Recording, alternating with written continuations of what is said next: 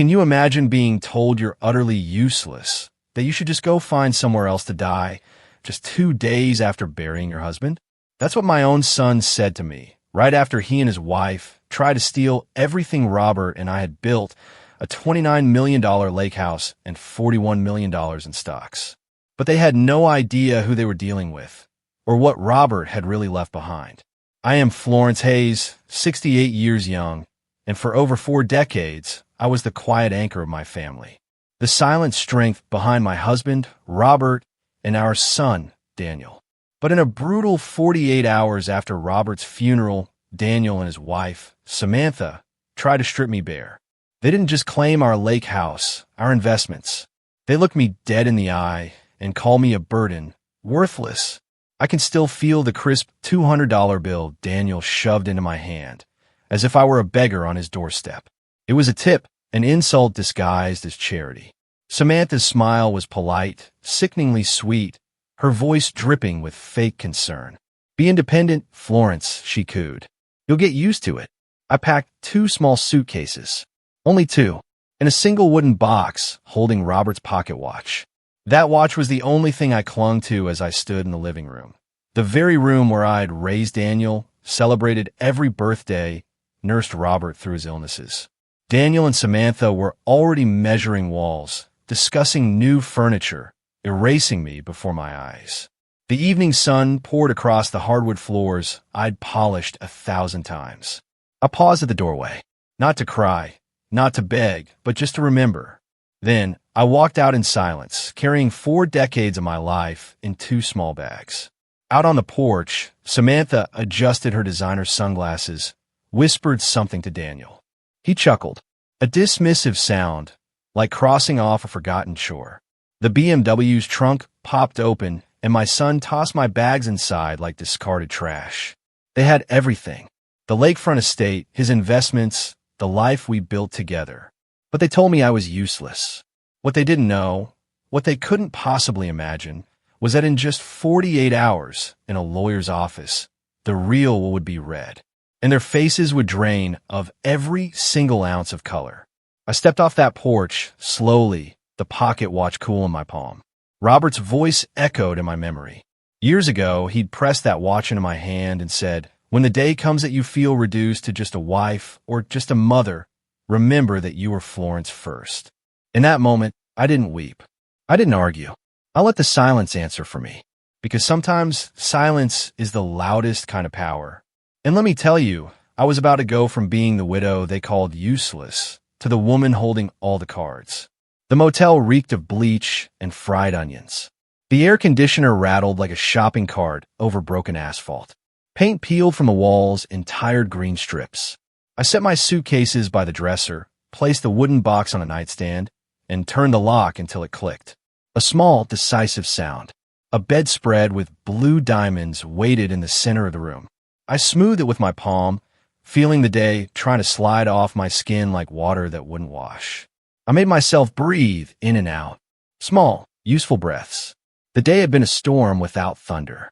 Words spoken without shouting can bruise, just the same. Daniel's sentence kept circling in my mind, the way the air conditioner shuddered through its cycle. "You are useless now. Find somewhere else to die." I pressed my lips together until the words had no place to sit. I wouldn't decorate this room with them. I wouldn't let them hang on a lamp like a scarf. There was a narrow desk under the room's single window. Outside, a neon sign blinked, vacancy. Half its bulbs were gone. I pulled the chair closer, opened my purse, and counted the $200 my son had shoved into my hand. I folded the bills once, then again, and slid them under the wooden box for later. In the bathroom, the mirror was spotted. Lemon cleaner tried and failed to hide the old smoke that had settled in the grout.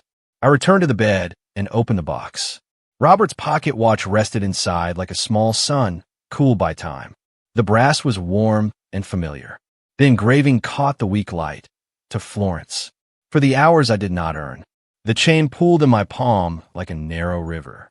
I wound the stem and held the case to my ear. Tick. Steady. It didn't care who owned houses or stocks. It cared about seconds, and about showing up for each one, no matter how ordinary they seemed. A memory sat down beside me. Daniel, 8 years old, cheeks flushed with fever, eyes glossy and large. Winter pressed against our kitchen windows. The lake beyond the pines lay like pewter. I wrung a washcloth and laid it across his forehead. He whispered that the light hurt. I dimmed the room and sat on the floor next to the couch, counting his breaths and the seconds between coughs, because counting made time feel less cruel.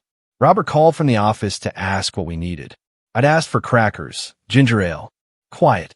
Back in a motel, I pressed the cool case to my cheek. The air conditioner rattled again, a stubborn engine refusing to give up. Somewhere, a television laughed at a joke I couldn't hear. I was surprised by the open space in my chest, where panic should be. Perhaps grief is a kind of tidying. The body throws out what doesn't matter, so it can carry what does. I sat still and let the quiet settle into the corners. I spoke a small prayer with no address. Not because I expected an answer, but because I needed to hear my own voice in this room that didn't know me. The words were plain: keep me upright, keep me kind, keep me clear. I didn't ask to be spared pain. I asked to be kept from becoming hard. I placed a watch on my sternum and listened to its tick meet the beat of my heart. Two honest sounds. No arguing between them. Only rhythm. On the desk, I found a paper notepad and wrote 3 lines. Lake house. Keys. Bank statements. Lawyer appointment. The letters were neat, practical. The handwriting of a woman who had made lists for decades. My hand didn't shake. I tore the page along the perforation and slid it under the box with the money. Tomorrow had a shape now, a spine I could hold. I lifted the watch again and let Robert's voice cross the small distance between memory and air. Don't forget you are Florence. I remembered.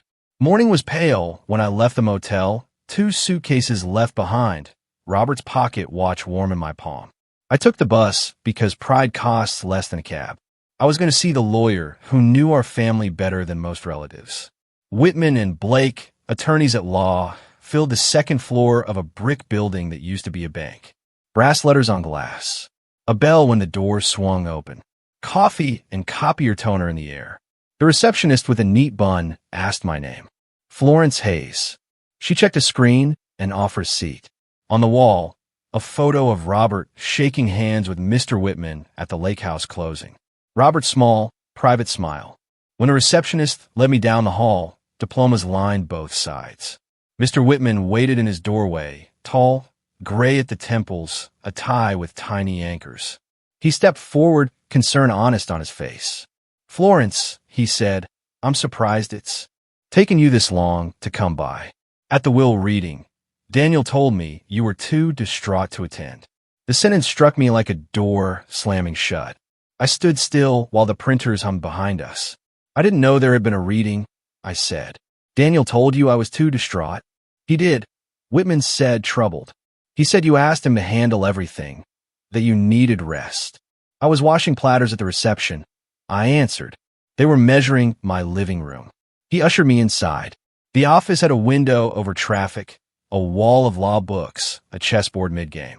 He poured coffee and opened a thick file, setting 2 envelopes on the desk. Notices of probate went to the house and to your email. Both were returned. Daniel told me your email had changed and that you were staying with friends. He changed a password, I said. Saying it out loud made the floor less slippery. This process should have included you, Whitman said. Robert was meticulous. He intended clarity. I am sorry you weren't in the room. I'm not here for sorrow, I said. I am here to stand where I belong. Good, he said. Here is what we will do. I will file an amended notice listing you as primary contact. Come back at 3, and I will read the will to you in full. No summaries. I will contact the bank to request precautionary holds. Daniel will be notified you came. Transparency is required, but he does not direct anything in this office. I nodded. The coffee smelled honest. The watch pressed its tick into my hand. He slid a leather folder across the desk. From now on, every document we review will be copied for you and stored here. We will set a new email and contact number for legal correspondence. I wrote an address Daniel didn't know and signed a small form. My signature looked like itself again.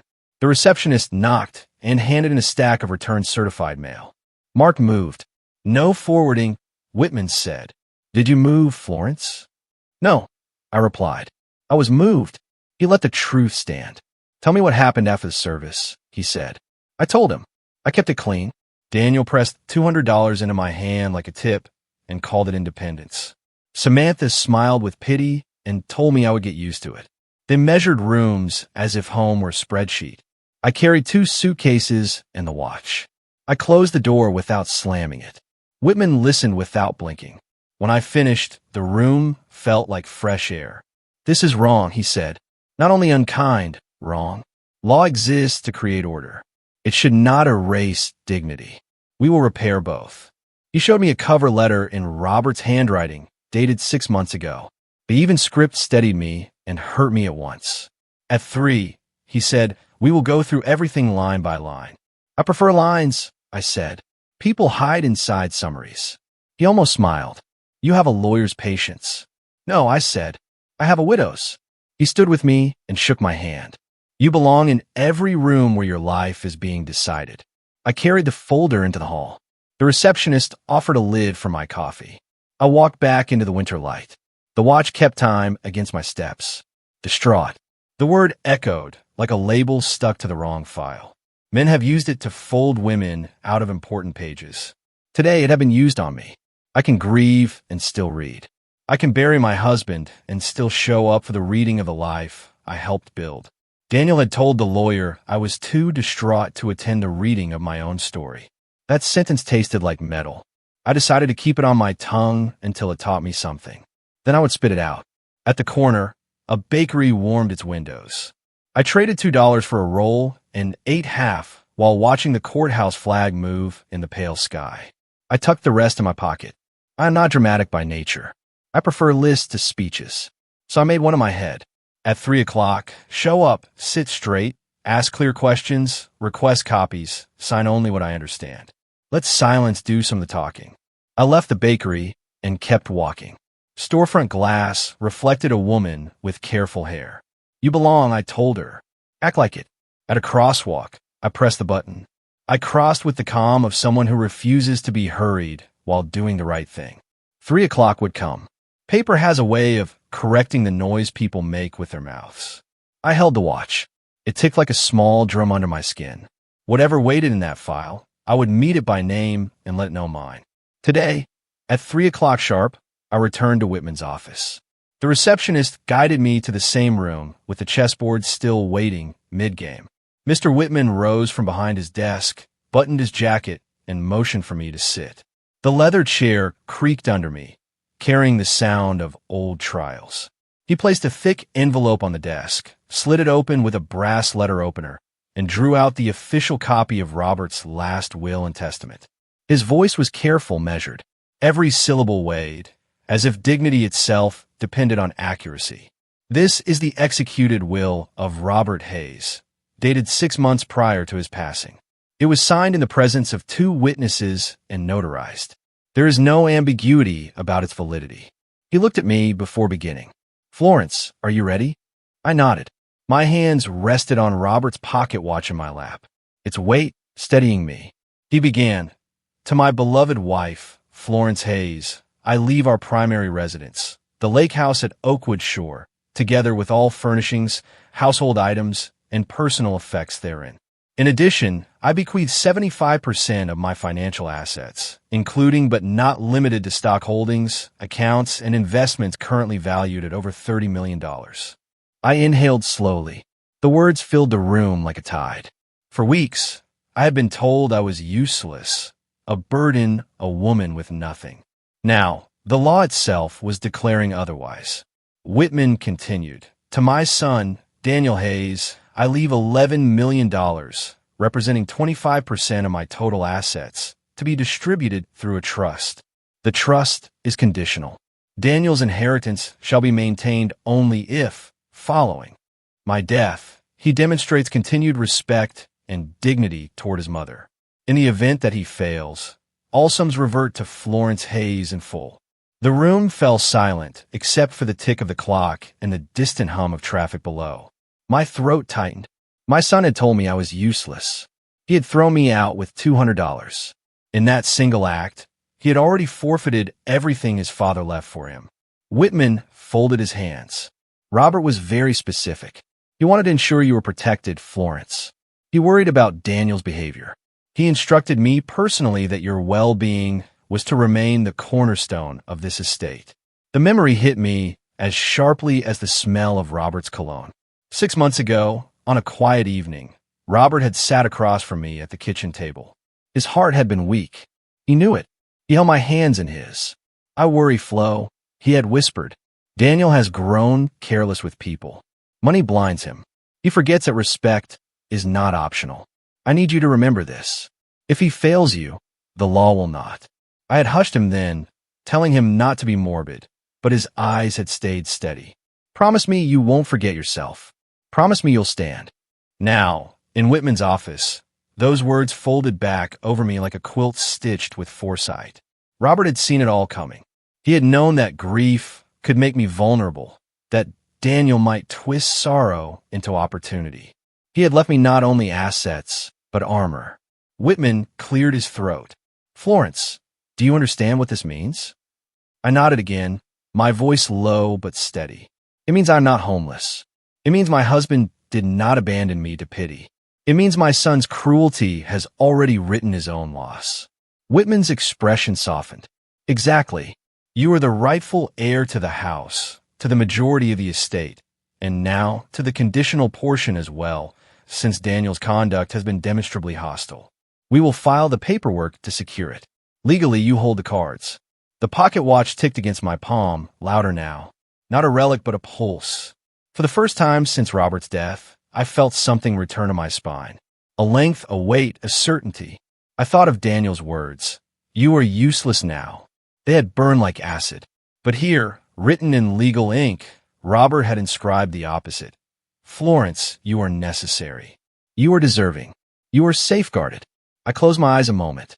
Behind my lids, I saw Robert smiling softly across the chessboard, the way he always played 2 moves ahead. He had set the pieces so that even in death, he would shield me from betrayal. When I opened my eyes, Whitman was still watching me carefully. I straightened in the chair. "File whatever you must," I said. "But understand, Mr. Whitman, this is not about greed. This is about remembering who I am. For too long, I let myself be reduced to wife, to mother, to background. Today, I remember I am Florence." Whitman nodded. "That is exactly how Robert intended it." I rose from the chair, the pocket watch clenched firmly in my hand. In that instant, the motel walls, the $200, the insult of being called useless, all of it fell behind me like discarded skin. I walked out of the office into the winter light, knowing one truth, clear and bright. I had value, and the law itself was standing beside me. By the way, if you're still with me, still holding your breath with Florence, please make sure to hit that subscribe button. You won't want to miss what happens next, and there are more unbelievable stories coming your way. The call came before dawn. My phone buzzed across the motel nightstand. Daniel's name lit the screen. I answered. "Hello, Daniel." "There's a mistake," he said, his voice sharp with panic. "I can't access any of the accounts. The brokerage says everything is frozen." "What did you do?" "There is no mistake," I said. "Your father believed I still have value." "Value is not the point," he snapped. "Liquidity is. I have payments scheduled. The utilities on the house are due. The portfolio needs attention. This freeze will hurt performance." "You moved into a house that is not yours," I said, my voice steady. "You try to manage assets that are not yours. The performance you're worried about is not your concern." He paused, then chose instruction. "Do you even understand the positions? We have options that require timing. If you sit on your hands, you'll burn money. I'm trying to prevent that." "You are trying to control what does not belong to you," I countered. "You told Mr. Whitman I was too distraught to attend the will reading. You told me to leave my home. You pressed cash into my hand like a tip. Those were choices. Choices have consequences." A click sounded, and Samantha's voice arrived, bright and brittle. "Let me talk to her." "Florence, this is unnecessary drama. You don't know how to handle investments. Leaving money in your hands is wasteful. We are protecting Robert's legacy." "No," I said. "You're taking what you want and calling it protection." "You are emotional," she said smoothly. "Tomorrow we can meet at the house and go over documents." You will sign limited power of attorney so Daniel can act. That way we avoid fees and slippage. I will not sign a paper that removes my dignity, I said. Daniel returned, sharp. Dignity does not pay taxes. We're trying to save you from yourself. I let the sentence cool. Dignity is why I am not signing away control to the two people who told me I was useless. We never said useless, he snapped. You said exactly that, I replied. And if you had not, the way you treated me wrote the same word. Samantha whispered near the receiver, then spoke again, softer. We love you, Florence. Be practical. Markets punish hesitation. If you insist on this freeze, value will evaporate. You will be the one who loses. Law will not evaporate, I said. Law will name what you did. You can call it practicality. I will call it theft. Daniel's tone narrowed. Are you threatening us with police? I'm stating the truth, I said. Mr. Whitman filed the proper notices. The accounts are secured until the court completes its process. You will receive communication through him. This is absurd, he shouted.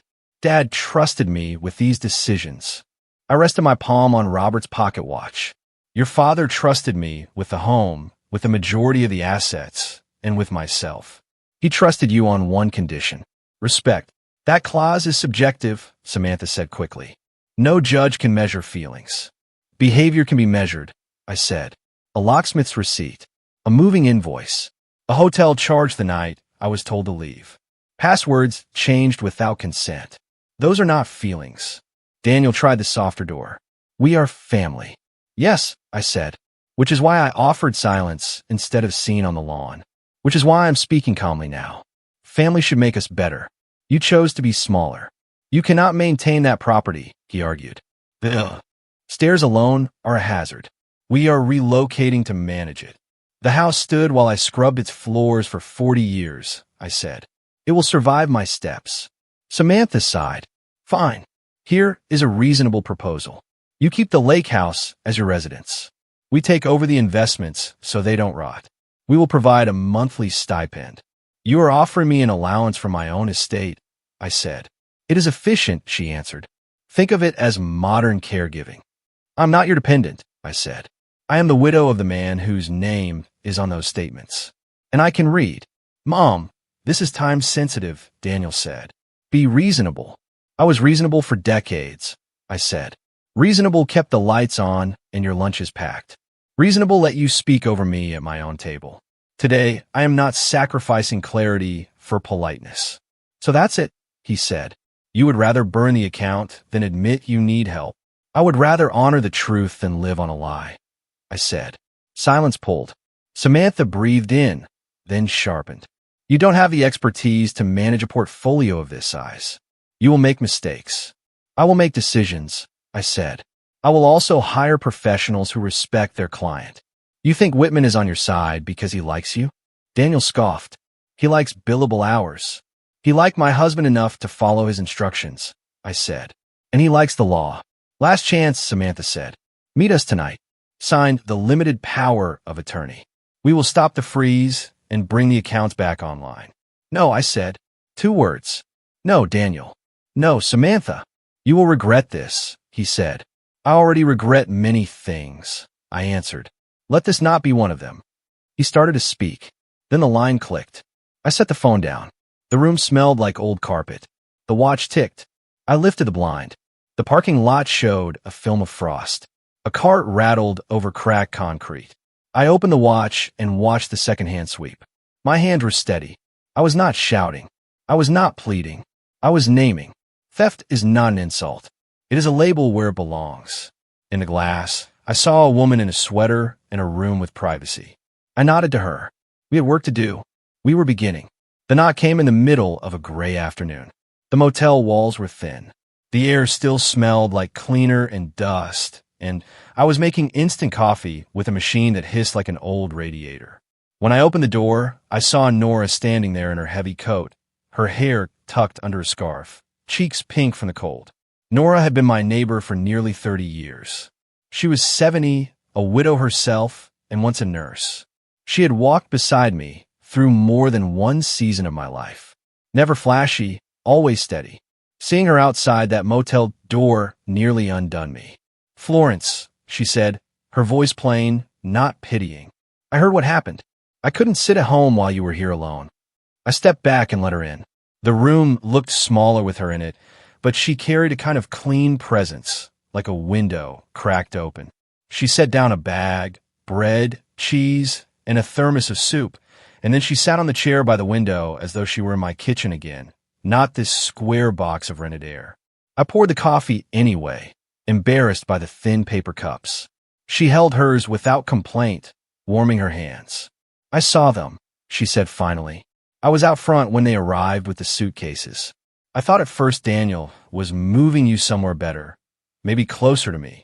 But then I saw your face. I knew." I stared down at the watch in my lap. Its brass face caught the dull motel light. "I watched you sweep those steps, Florence. I watched you rake leaves, shovel snow, plant flowers, scrub windows until they gleamed. That house, every corner of it, was carried on your back. 40 years of meals, birthdays, sick nights, quiet mornings. It was never just Robert's, never just Daniel's. It was yours." Her words landed heavier than Daniel's had. Not because they hurt, but because they pulled truth back into the room. They told me I was useless. I whispered. Nora leaned forward. "Useless doesn't host every Thanksgiving dinner until her knees swell. Useless doesn't work part-time just to help with tuition. Useless doesn't hold a man's hand through chemo or rock a child through fever. I know what useless looks like, Florence, and it isn't you." Tears came sharp and uninvited, but they didn't fall in sobs. They slid down quietly, hot lines across my cheeks. I pressed my fingers to my lips, half in shame, half in thanks. Nora didn't reach to wipe them. She let them be, like a nurse who knows some wounds need air. Instead, she offered the soup. I took it, the steam rising like comfort itself. "I don't know who I am without that house," I admitted. "For years, I thought I was only the woman behind the meals and the mopped floors." They took it in one afternoon. "No," Nora said firmly. "They took your keys. They didn't take you. Florence is still Florence. The house was never the sum of you. It was the witness to you." I closed my eyes, holding on to that. She set her cup down and added, softer now, "I've been alone longer than you. When my husband died, I thought I was nothing. Then I remembered I had been everything to him, and that counted. Sometimes we need someone else to remind us of what we carried, so it doesn't vanish in our own doubt." Her words bent something inside me, back toward its shape. I smiled then, weak but real. "Thank you, Nora." She nodded, almost brisk. "Eat the soup before it cools. And remember this, Florence. The law may take time, but truth will walk into the room eventually. Don't let them trick you into silence." I nodded again, and for the first time in days, I felt my spine lengthen. That afternoon, when she left, the room was still the same. Thin towels, buzzing heater, cracked plaster. But I was not the same. I sat with the pocket watch and the thermos, now empty, and I let one thought root deeper than the doubt. I had been seen, and I had been named. Not useless, but essential. The next meeting with Mr. Whitman was scheduled for a Thursday morning. The winter light was thin, the sidewalk streaked with salt, and the bus ride rattled my bones. I carried a folder with notes I had started keeping. Dates, words spoken, receipts from the motel, even the scrap of paper Daniel had pressed in my palm with the $200 scrolled on it. I had learned something important. Evidence is not only for lawyers. It is a language for the silenced. Whitman welcomed me into his office with the same gravity as before. On the desk, the will lay open beside a fresh notepad. He adjusted his glasses, folded his hands, and looked at me. "Florence, I need you to hear this clearly. Daniel has already violated the trust conditions. By telling you to leave your home, by calling you useless, by denying you access to what is rightfully yours, he has triggered the clause Robert included." My stomach tightened. "So the $11 million he was left is forfeited," Whitman said, his tone even but firm. "All of it reverts to you. Legally, he no longer has any claim." The room seemed to shift. I sat straighter, my hand finding the pocket watch in my bag.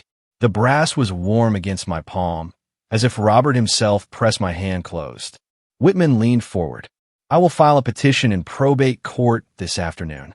We will attach affidavits and supporting documents. Once the judge reviews the language of the will and the evidence of his conduct, the matter will be sealed. What evidence do we have? I asked quietly. Your testimony. My own record of what he told me. That you were too distraught to attend the will reading. That is misrepresentation. We also have notarized accounts from the bank and the broker, noting his attempts to access funds without authority. And he added, tapping the folder I had brought, the details you recorded, dates, receipts, the motel bill, even the cash he handed you. All of it paints a clear picture. I exhaled slowly. I had not thought my scribbled notes meant much. But in this office, they became stones in a foundation. Later that day, Daniel stormed into Whitman's office. I was already there, sitting in the corner chair with my coat folded across my lap.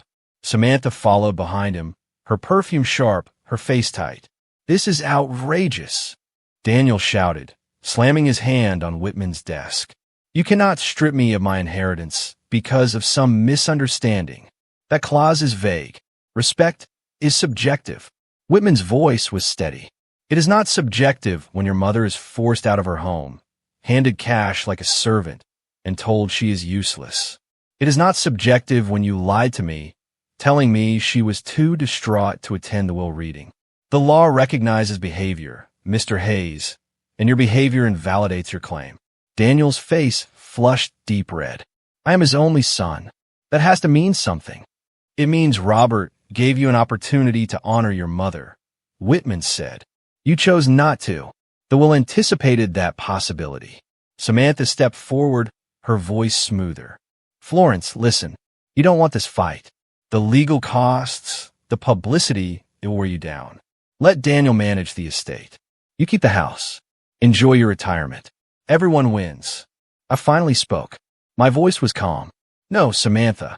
Everyone does not win when lies govern the room. My husband gave me the house, the assets, and a condition. Your husband broke that condition the moment he opened his mouth. I do not need more fights. I need the truth filed where it belongs. Daniel turned to me, eyes narrowing. You would do this to your own son? I held his gaze. You did this to yourself. His fists clenched. Then maybe I should draft a correction. Dad made mistakes. He was not in his right mind. We can produce a prior version of the will. Whitman's chair scraped back as he stood. Careful, Daniel. Forging or producing false documents is fraud. It is a felony. If you pursue that path, you will not only lose your inheritance, you may face criminal charges. Daniel's jaw flexed. Samantha placed a hand on his arm, whispering something I couldn't hear. His body remained rigid, but his eyes darted between me and Whitman. In that silence, I felt something turn inside me.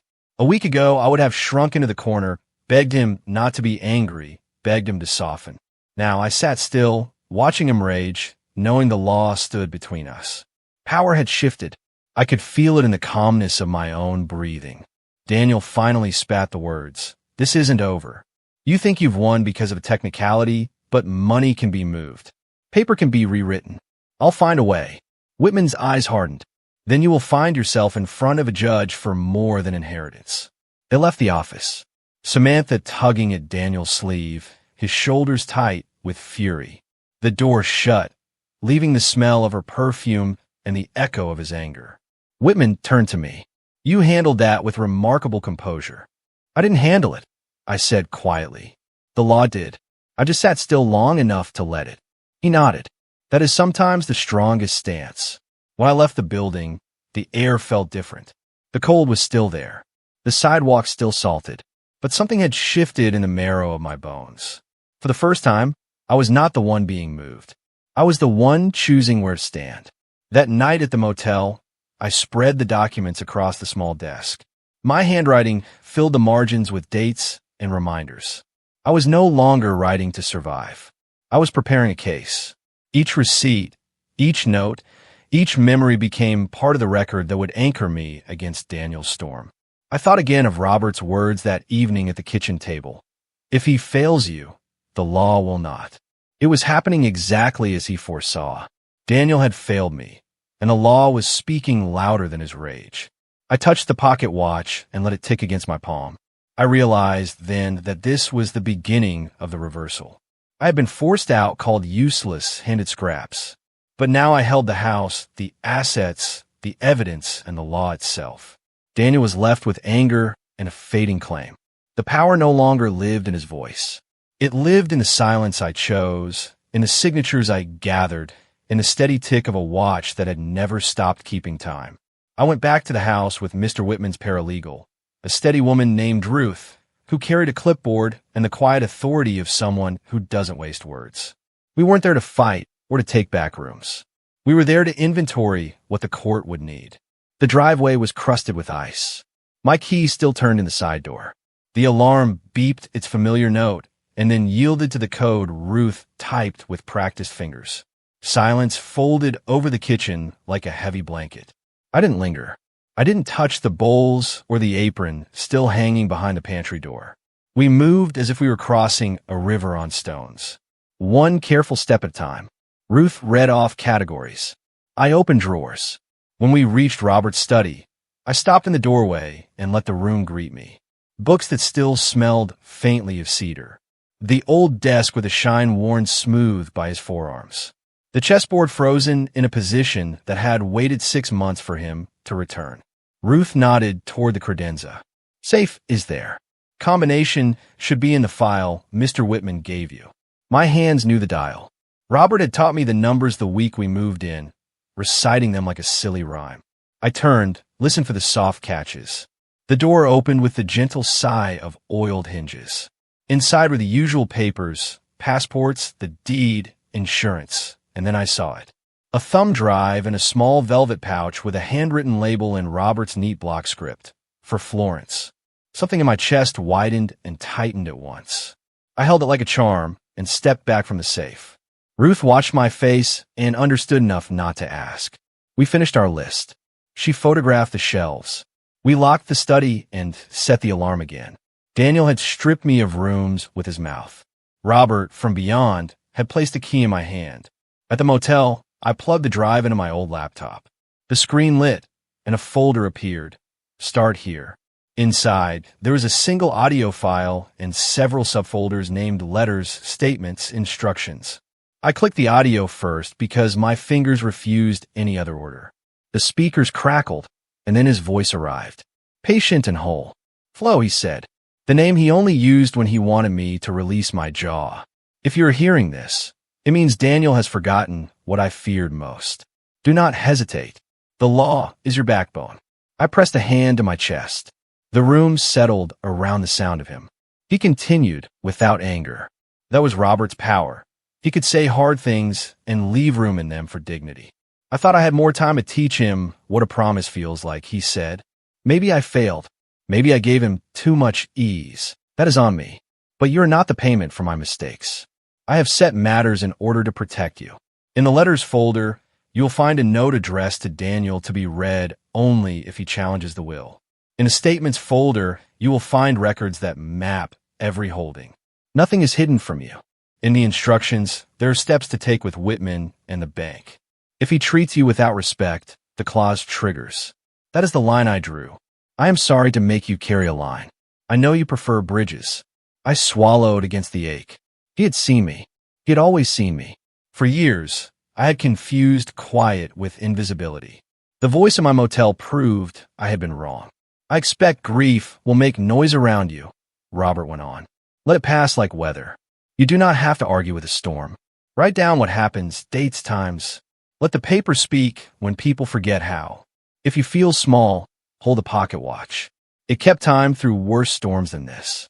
It belonged to my father and then to me. I wanted it to belong to the woman who kept us both honest. I paused the audio and let the stillness take a breath. The heater's rattle returned. A car door slammed outside. Somewhere down the hall, someone laughed. I wiped my eyes and pressed play again.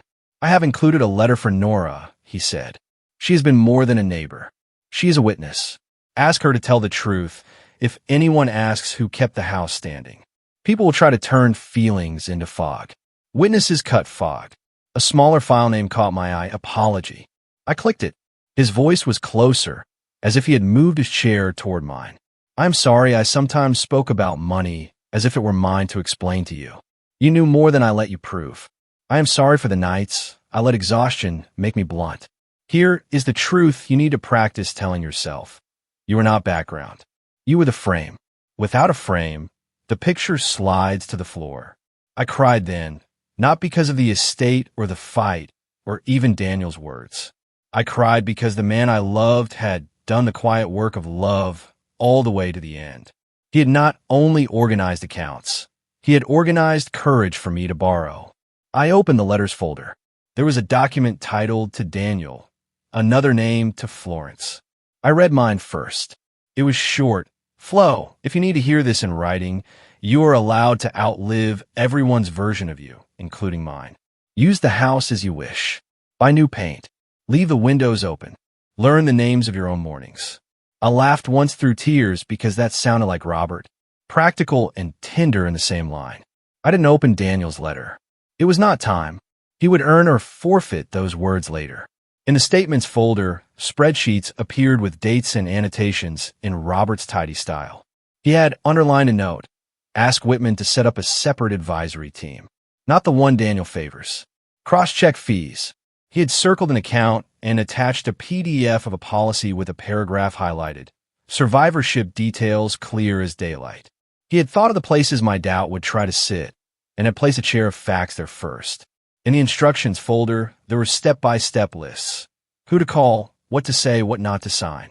He even wrote scripts for the conversations he suspected would arrive. If Daniel raises his voice, breathe. Say, I am not signing anything today. Direct him to Whitman. If Samantha uses care as a reason to ask for control, say, I already have care. Thank you. The law is sufficient. He knew their rhythms. He knew mine. He had given me a way to stay myself while refusing them. At the end of the audio, his voice lowered. If there is a day when you feel alone in a room where you should not be, remember this. I put you there on purpose. I'm not here to back you, but the paperwork is. Hold that watch and stand. The file ended. The room was not empty. It was inhabited by the thinnest outline of his presence. A kindness with edges. I sat for a long time with my hands on the laptop and the watch cooling back to room temperature. Twist is a word writer's use. Life gives it to you like a path suddenly turning. Robert had foreseen the turn. He had left signs at each bend. The twist was not that he controlled me from beyond. It was that he trusted me to control myself. Ruth called to confirm that the filing had gone through.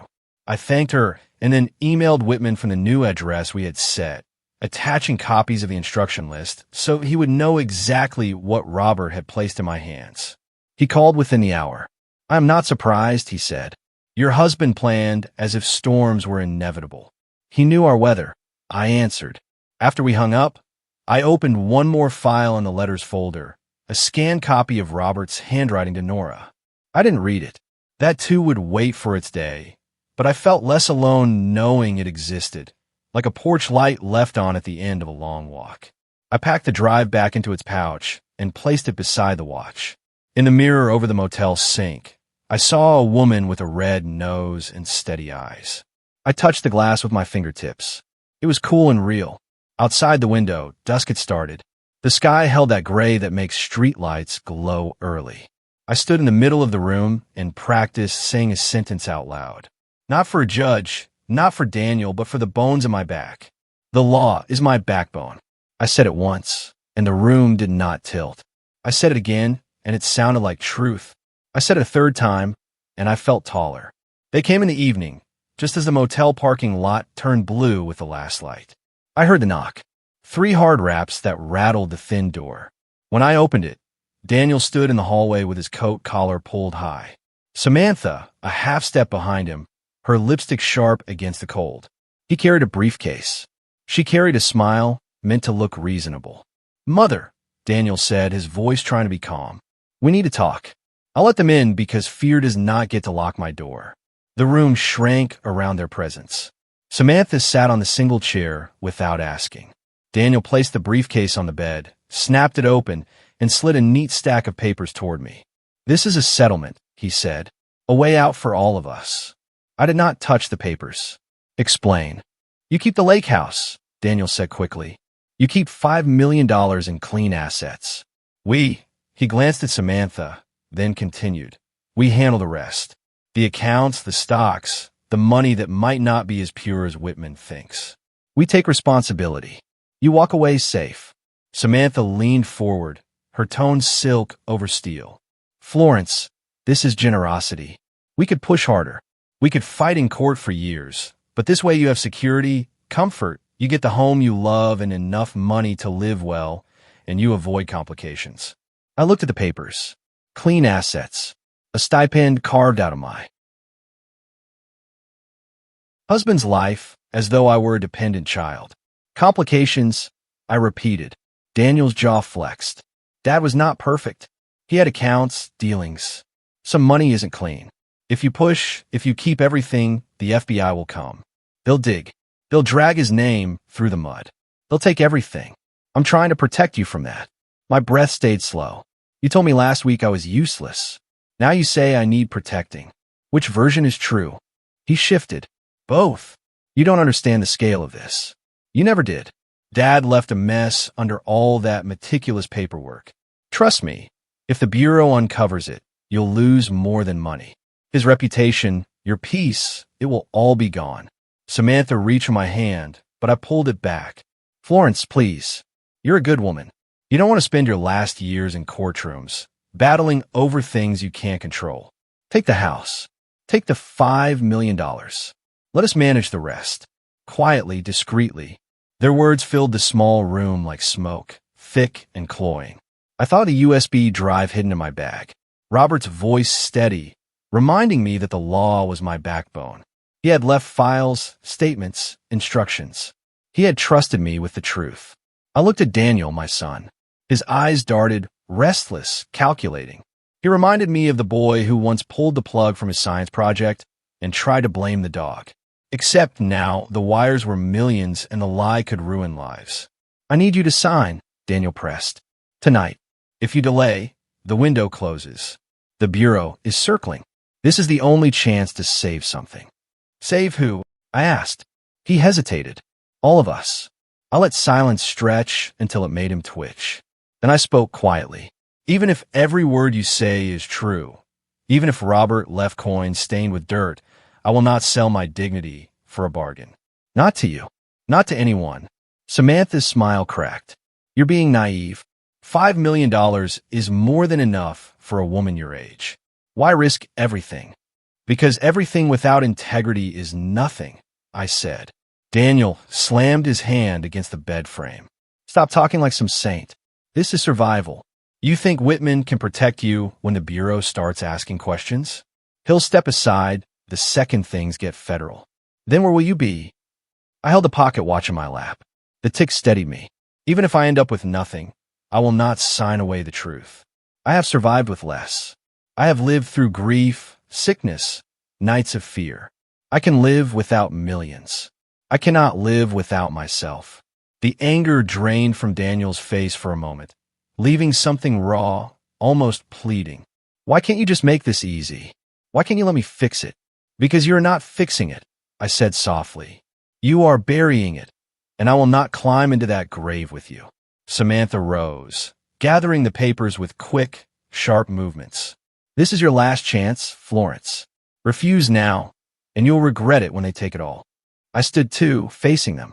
I regret only one thing, that I raised a son who thought his mother could be bought. Daniel's face hardened again. He snapped the briefcase shut. You'll regret this more than you know. They left, the door slamming against the thin frame, leaving the air vibrating. I sat back on the bed, the watch pressed against my palm, the tick louder than their threats. In my chest, the fear churned, yes, but beneath it was something sturdier, a truth that would not bend. Even if every dollar vanished, I would not. Robert had said it himself. I was the frame, and frames are built to hold. I made the call the morning after Daniel and Samantha tried to corner me with their settlement. My hands did not shake when I dialed, though my chest carried the weight of dread. Whitman had given me a direct number to the Bureau in case threats escalated. As for Agent Collins, he had said, he knows the broader picture. When I reached him, his voice was brisk, but not unkind. Mrs. Hayes, I've been expecting you. Could you come downtown today? So I went. The federal building was a cold wall of glass and steel. Security scanned my bag, my pocket watch, even a small pouch with Robert's USB. Then, I was escorted up to a conference room that smelled faintly of coffee and paper. Agent Collins entered with a slim folder under his arm, his suit plain, his eyes steady. He sat across from me, set the folder down, and spoke in a tone that was less interrogation than conversation. "Mrs. Hayes," he began, "I need to tell you something that may change how you see everything. First, understand this. Robert Hayes was not a criminal. He was an FBI informant for 12 years. I froze. Informant? Collins nodded. Deep cover. He cooperated with us on operations involving organized financial crimes. While on the surface, he appeared to facilitate certain money flows. In reality, he was gathering evidence, passing information, and helping us build cases. The accounts Daniel and Samantha are trying to frighten you with, those were part of a structure program. The money your husband left you is cleared by federal channels. It is legitimate. It is yours." I gripped the pocket watch, so hard the chain pressed into my skin. "He never told me." "Of course, he didn't," Collins said gently. "For your protection, these operations required absolute secrecy. Even most local offices weren't aware. But every dollar he passed to you, every account he structured, it was monitored, documented, authorized. He was compensated through a cooperation agreement. That's why the estate appears complex. But let me be clear, the funds are lawful. Your husband was not laundering for his own gain. He was helping us dismantle networks." Tears slid down my face before I could stop them. Not the bitter tears of betrayal, but something else. Relief, pride, grief, all braided together. All this time, I thought maybe they were right, that Robert had hidden shame, that the fortune was tainted. Collins shook his head. "No, the only ones tainted here are Daniel and Samantha, twisting half-truths into weapons. They knew just enough to scare you, but not enough to understand the reality. They tried to leverage fear. They're guilty of fraud and elder abuse. Your husband, on the other hand, is remembered here as one of our most valuable civilian assets. His information led to dozens of convictions. He kept entire cases alive by risking his reputation." I pressed my hand to my mouth, sobbing quietly. "So, he was protecting me, even when he looked like he was excluding me." Collins's eyes softened. "Yes, he was protecting you, Florence. He carried that role right to the end, and he left you secure."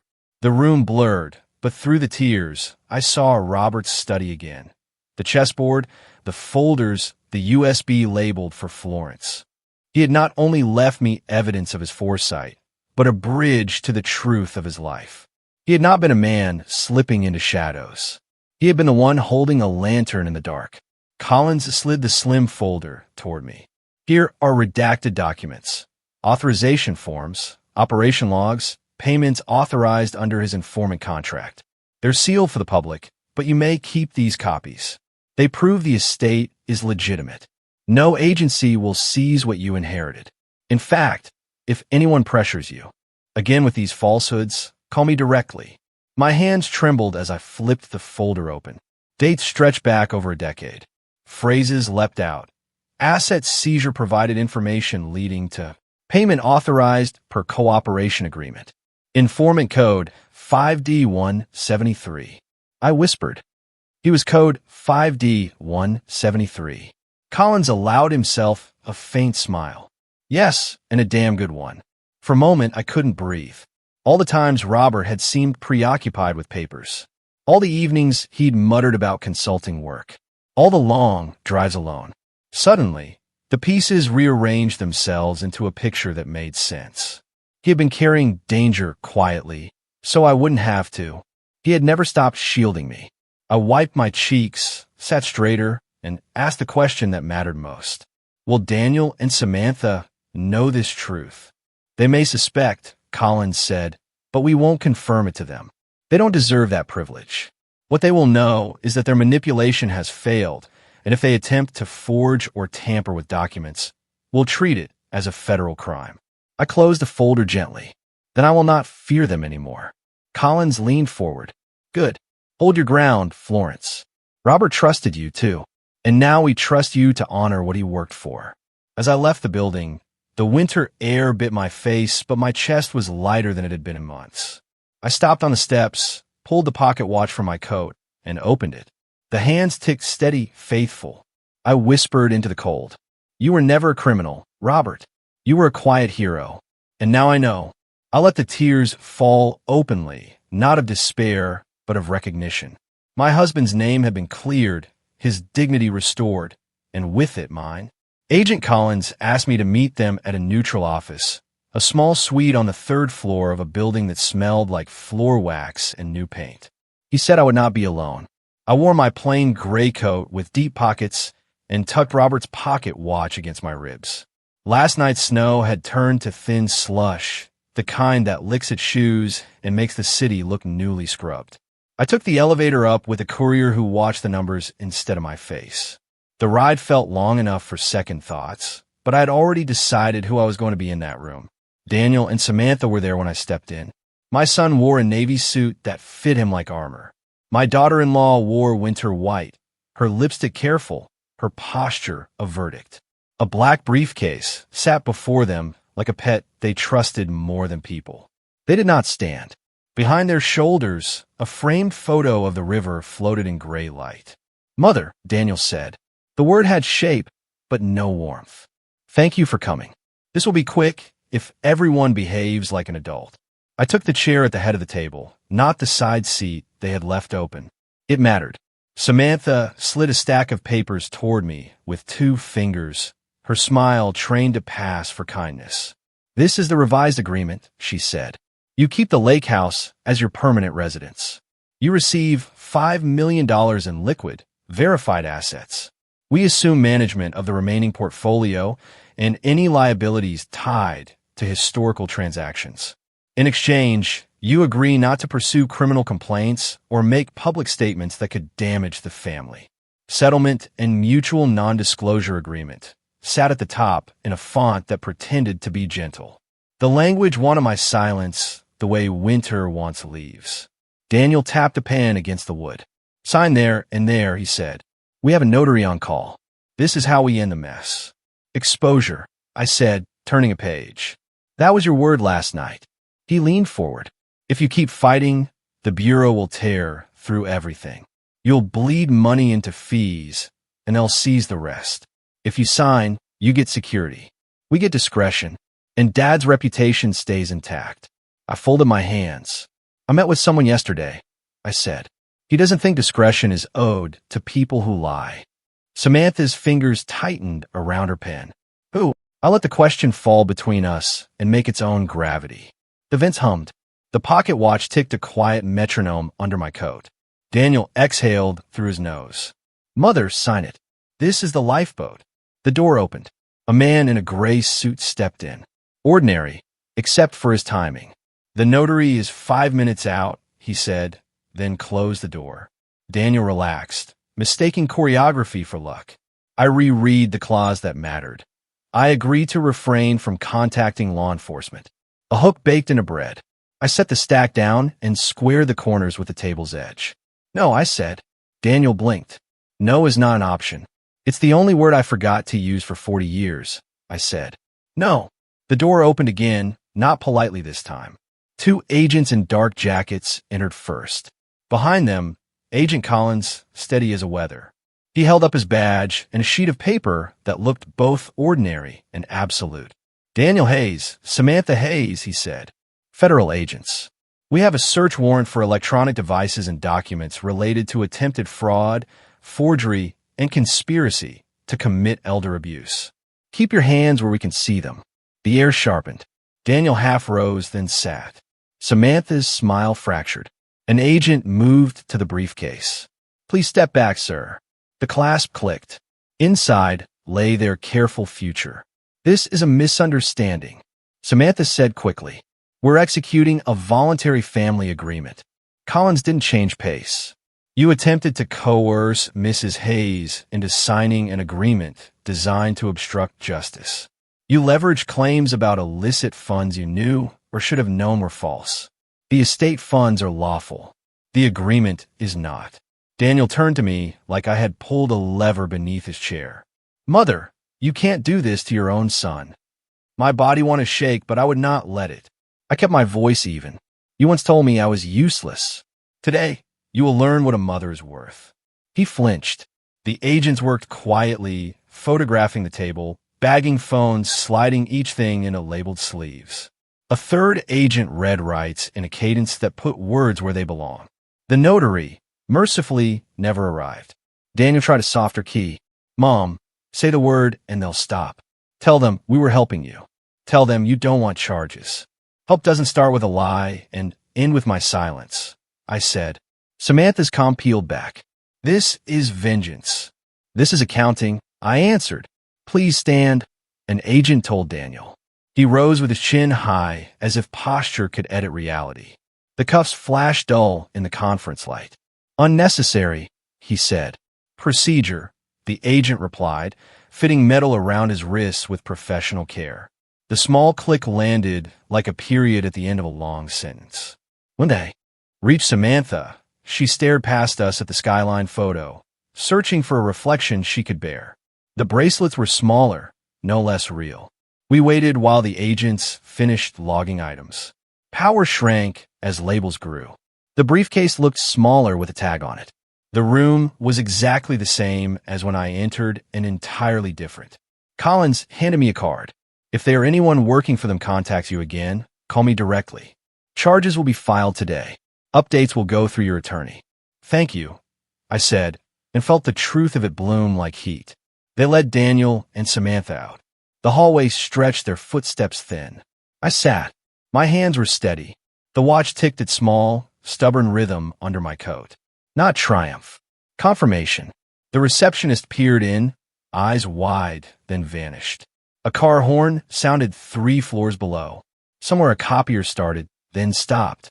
Ordinary sounds returned to the building, which behaved like it had seen worse and survived. I poured water from a carafe and held the glass without drinking. A man in a heavy coat hustled across the crosswalk with a bakery bag, hugged close. The world didn't pause to applaud my reclamation. It made room for it and kept going. I thought of the motel heater that rattled while I told myself I would not beg to belong. I thought of Nora calling the house a witness. I thought of Robert's voice on the tiny speaker telling me, the law is your backbone. A spine is not loud. It holds. Collins returned, quieter. You handle that with grace. I stood still, I said. Sometimes that's the work. It often is. He walked me to the elevator. We watched our reflections in the stainless panel. His composed, mine plain and alert, a woman who had learned the weight of her own name. The doors opened to a lobby where a child in a red hat spun slow circles while her mother signed a clipboard. The guard nodded. Life kept its pace. Outside, the cold cleaned the last of the room from my lungs. I didn't hurry. I bought a soft roll from the corner bakery, because habit remembers what comfort tastes like. I ate it at the window, steamed, fogging the glass, and let a short prayer assemble itself without poetry. Let truth keep its pace. Let justice mind the details. Let me stay the size that fits my soul. At the bus stop, I noticed my shoulders had lowered. The watch beat steady under my coat. A bus sided up to the curb and opened its doors. I climbed the steps the way I always have. One sure foot, and then the other. The driver nodded. I nodded back. I sat by the window and watched the city slip past. A florist taping a sign. A man salting a sidewalk. A dog tugging an owner toward a park. Ordinary life, precise as a clock. When the bus turned toward the lake, a pale band of light opened over the water. I pictured Robert's study emptied of files and turned into a studio. The windows unlatched at last, the air moving. I picture mornings I would name for myself. I pressed my palm over the watch and let the quiet finish what the squad cars had started. I had answered my son in the only language that could not be rewritten. Paper. Time. Boundaries, said without shouting. We rolled past my road. The trees hid the house the way they always have. A small mercy in a habit. Somewhere inside those walls, dust floated in winter light. The house remembers, Nora said. I believed her. I pulled the cord. The bell chimed. I stood. When the doors opened, the air smelled like salt and cold and beginning. I stepped down to the curb and felt the ground answer under both feet. The lake house was mine again, but it felt different when I unlocked the door. No longer a battleground. No longer a stage for Daniel's performance of entitlement. It was quiet, receptive, like a chest unlocked after years of holding its breath. I walked straight to Robert's study. The room had always belonged to him. Dark shelves lined with binders, chess pieces waiting in their frozen stalemate. Now was time for it to belong to me. I cleared the desk, boxed his papers, set the chessboard gently in the closet. I opened the curtains wide, let the lake light flood the walls until even the shadows looked awake. Then I carried in the easel I had bought with my first independent check, a simple wooden frame, still smelling of pine. I set out brushes, a palette, tubes of paint I hadn't touched in years. My hands shook with a kind of anticipation that had nothing to do with money. The first stroke was hesitant, then another and another. The canvas filled with the shape I knew by instinct. A woman standing by a window, her back straight, her face lit by morning. No jewels, no ornament, only calm. The light in her eyes was not young, but it was unbroken. I painted for hours. When I stepped back, I recognized her. Not a saint, not a victim. Just Florence, seen at last. Under the table, the pocket watch ticked in its velvet pouch. I had placed it there deliberately, as if time itself were keeping me company. Next to it lay an envelope I had addressed, but would never mail. The paper held words I needed to release. Daniel, I do not hate you. Hate would tie me to you in a way I refuse. But you chose to. See me as useless. From now on, I choose to see myself as enough. I folded the letter and left it under the watch. Not for him, for me. A reminder that forgiveness does not always mean return. Sometimes it means drawing the line so clearly that even love cannot cross it without truth. As the afternoon light shifted across the floorboards, I rinsed my brushes, covered the canvas, and sat in the studio that had once been Robert's domain. The room felt lighter than it ever had. It no longer smelled of ledgers and strategy, but of paint, air, and possibility. I looked out the window, across the water, and felt that quiet kind of victory, one that does not shout, one that does not need an audience. It was not revenge I carried into that evening, but peace, the kind you earn only by refusing to sell your dignity. Nora came on a soft Sunday, carrying a paper bag that smelled like warm bread. She let herself in with the old knock she had always used, 2 light taps, a pause, one more for good measure. I met her at the threshold of the studio that used to be Robert's study. Sun off Lake Michigan spilled across the floorboards and caught the edges of the easel. The room was bright, the way truth is bright. When you stop dimming it for other people, she stood very still, eyes moving from the open curtains to the jars of brushes to the canvas propped on the easel. The woman in the painting looked out of the window with a calm that was earned, not inherited. Nora took a breath like she was stepping into a clear morning and said, Florence, this house finally breathes like you. I smiled and felt the line tuck itself inside my ribs like a promise kept. I moved to the small table by the window and poured tea into 2 cups that had waited too long in the back of a cabinet. She sat on the old chair Robert used to favor. I took the one we rescued from a thrift store our first spring year. Outside, the lake carried a band of winter light that warmed the room as the kettle sighed between us. I remember the old desk, Nora said, glancing at the corner where the chessboard used to live.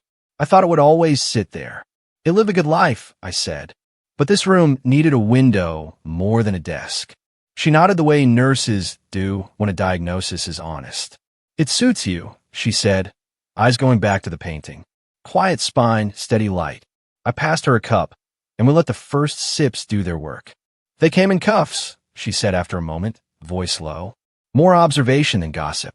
They did, I answered. I didn't celebrate. I stood. That is a kind of celebration, she said. When it is time to stop explaining. We listened to the house. It creaked the way old houses creak when they relax.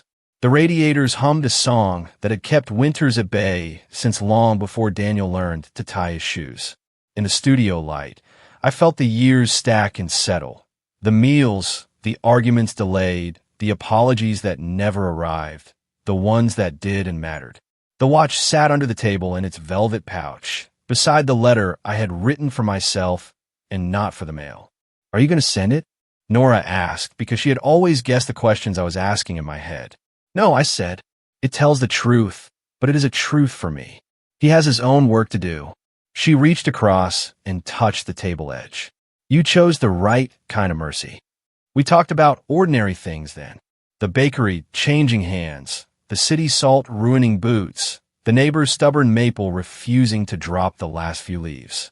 When conversation circles like that, it lays down a kind of bomb. I didn't need to rehearse the past again. I had already handed it to the one place that knows what to do with it, the record. Nora rose and went close to the canvas. "Her face," she said softly, "isn't young, but it is free. Freedom is a quiet color," I said. "You have to mix it yourself." She laughed and dabbed at her eyes with the corner of her scarf. "Promise me you will keep painting. Not for a gallery, for the walls that held you." "I promise," I said. "This house deserves my mornings."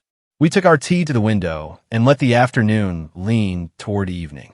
The water outside changed shades the way healing changes days. Slowly, then all at once, then slowly again.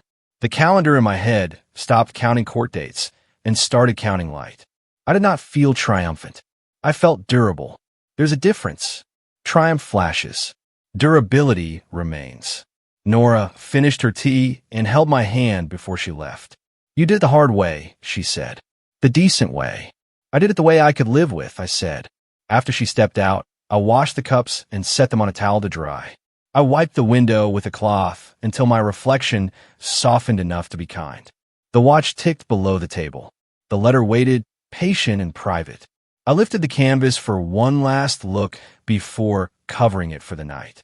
The woman by the window looked back with a steadiness I finally recognized as mine. As the sun dropped, the light made a path across the lake like a ribbon thrown toward the far shore. I stood in that light and let a closing thought rise, shaped for anyone who has ever been pushed from their own doorstep and then found their way home. Victory is not when you watch them fall. Victory is when you sit in the house they try to take, pour tea into your own cup, and know you are still here. When you understand you are the one who writes the final chapter. That is enough. Tell me, have you ever had a fight for what was rightfully yours or for your own dignity? What did you discover about yourself in the process? I really want to know your stories in the comments below.